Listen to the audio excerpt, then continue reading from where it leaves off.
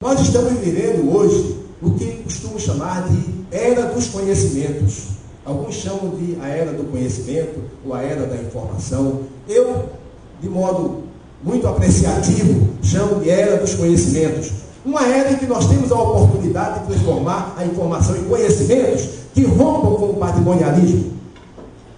E o conhecimento é um bem, é socialmente compartilhável. Quem dispõe de conhecimento só realiza o conhecimento à medida que compartilha. Diferentemente da propriedade de um bem material, propriedade de uma terra, que é o símbolo maior da propriedade privada, que as pessoas se fortalecem à medida em que exclusivizam, tornam aquela propriedade sua e detêm o poder a partir da quantidade de terras que possuem. De pouco interessa hoje a quantidade de terras que alguém possua ou a quantidade de fábricas que alguém possua, se o conhecimento, a capacidade de antenar as tendências, a capacidade de lidar com a complexidade tecnológica, com os avanços tecnológicos, não estiver à frente de tudo isto. Então hoje nós temos a dominância do conhecimento sobre a visão patrimonialista. E então é preciso romper as instituições que ainda estão fundadas nos valores patrimonialistas e construir organizações e instituições do conhecimento. Quando nós conseguimos avançar mais por aí, a mediação e a arbitragem vão avançar imensamente. E se estamos empancados, de certo modo, é porque ainda somos muito patrimonialistas, muito hierarquizantes, muito dependentes de uma tutela qualquer, seja lá qual for. Esta questão cultural que me parece que é um grande desafio cultural que precisamos superar. E o que me anima é o fato de que, nesta era dos conhecimentos, há uma massificação das informações como nunca ocorreu desde a época dos nossos ancestrais nômades. Porque na época dos nossos ancestrais nômades eram pequenos agrupamentos que compartilhavam todas essas informações e compartilhavam toda a própria sobrevivência. E nós estamos, de certo modo, resgatando, nestes últimos decênios, neste início de milênio,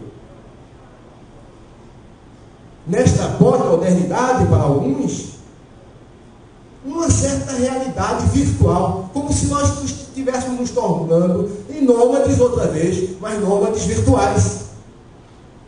Nômades porque estamos em toda parte, mesmo que nos sentemos em nossa casa, porque podemos acessar um computador, podemos acessar uma televisão, temos a internet, temos o rádio trazendo notícias simultâneas de tudo que ocorre. Em suma, isso é um conjunto enorme de fontes de informação que nos colocam à mercê da morte de uma criança na China, do suicídio de uma mãe no Japão, e que nos faz estremecer diante da maldade de alguém na Índia. Nós estamos no mundo, circulando virtualmente, somos nômades, e os nômades rompem com o patrimonialismo. O patrimonialismo é de quem se fixa a terra e vive preso à ideia da terra e da apropriação da terra. Este valor cultural é muito forte, porque são 10 mil anos desse tipo de vivência, desse tipo de padrão. Mas estamos rompendo.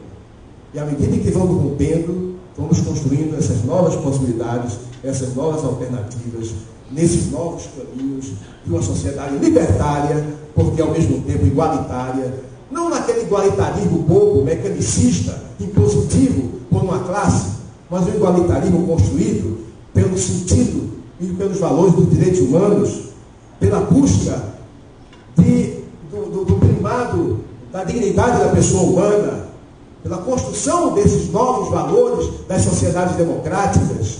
Sim, este igualitarismo que corresponde a uma igualdade de oportunidades, a políticas públicas efetivamente responsáveis pela educação das nossas crianças, criação de condições para que elas possam participar do mundo da vida. Elas que hoje estão revoltadas e nos matando, porque quem está nos matando não é a criança de 30 anos atrás, porque aquela criança de uma família submissa e acostumada a ser tratada e aceitar-se como cidadã de segunda classe, se acomodava, morria de fome. Mas a criança de hoje, de uma sociedade que se abre para o mundo dos conhecimentos, que acessa a informação, que se sente igual, quem se apossa de um sentimento e ideia de igualdade que nós nunca tivemos em nosso país, e quem não aceita, no entanto, as condições iníquas da desigualdade que ainda vigora entre nós.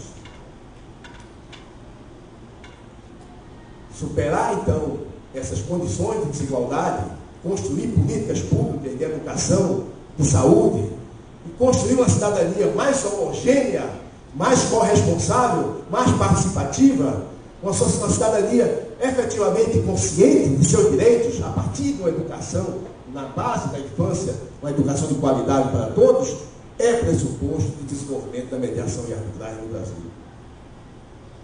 Então, nós não somos ilhas. Nós estamos puxando um choque cultural, uma mudança cultural, uma quebra de paradigma. E nós somos socialmente responsáveis. Nós não queremos uma privatização da justiça, nós não queremos uma justiça dos ricos. Queremos uma justiça moderna, do diálogo, construída pela nossa capacidade de encontrar soluções pelo diálogo, pelo desenvolvimento de uma comunicação construtiva. Precisamos mudar a nossa comunicação, que nós aprendemos na nossa retórica material, uma comunicação dominadora, que é a comunicação patrimonialista e hierarquizante. Romper com esse padrão de comunicação é fundamental para o avanço da mediação e arbitragem. Daí porque a comunicação construtiva que nós trabalhamos nos nossos livros, no nosso trabalho sobre mediação de conflitos, é pressuposto dessa sociedade horizontalizada que está sendo construída na era dos conhecimentos. Em suma, eu não sou um otimista. Eu não sou um otimista. Dizem os filósofos que o otimismo é superficialidade. Mas é fundamental que nós tenhamos uma visão apreciativa do mundo. Que tenhamos a capacidade de verificar as dificuldades, os problemas, os limites, e a visão prospectiva, e a partir dessa crítica, construir algo que possa efetivamente contribuir para um processo de mudança. Quando eu me dediquei, Petrônio, à mediação e arbitragem, fui aos poucos percebendo a imensidão de desafios que nós temos pela frente e a amplitude de questões que nós estamos trabalhando para poder viabilizar esses novos meios alternativos de solução de controvérsias, que eu prefiro chamar de meios apropriados pela cidadania de solução de controvérsias.